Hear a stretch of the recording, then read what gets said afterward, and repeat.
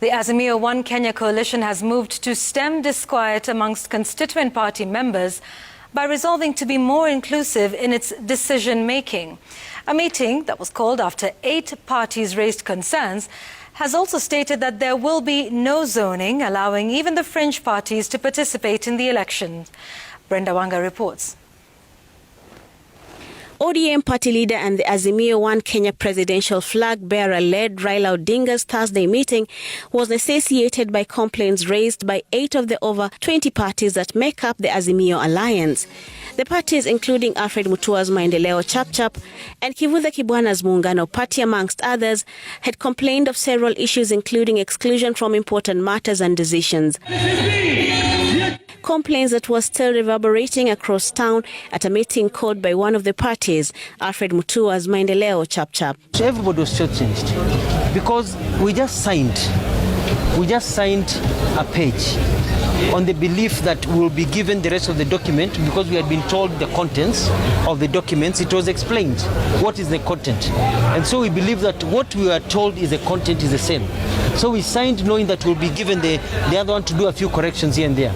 But since that time, the document has been denied of us. These concerns put to rest after the meeting brought together representatives of 11 political parties, at least according to the coalition's spokesman.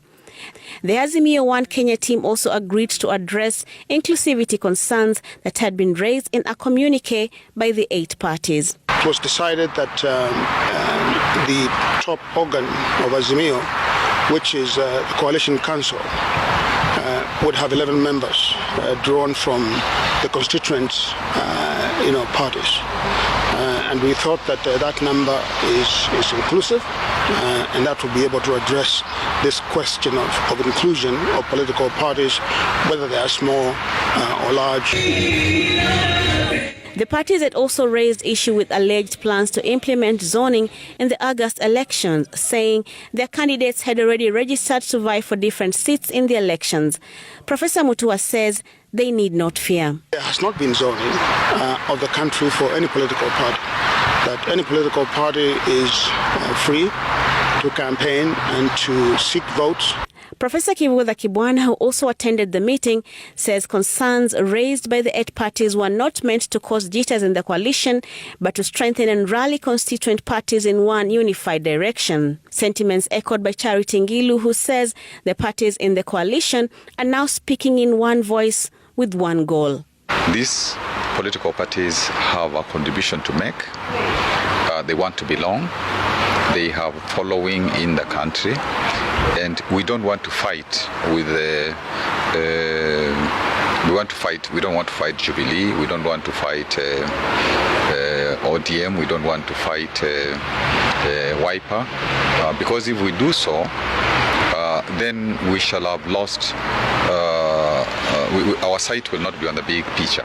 It's not about any of us. It's not about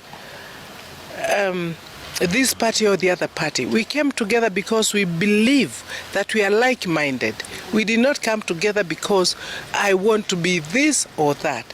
And everybody who has come on board has said, country first. The Azimio One Kenya meeting also resolved to handle the running mate question through consultation, analysis of data and evidence at the appropriate time. Brenda Wanga, Citizen TV, Nairobi.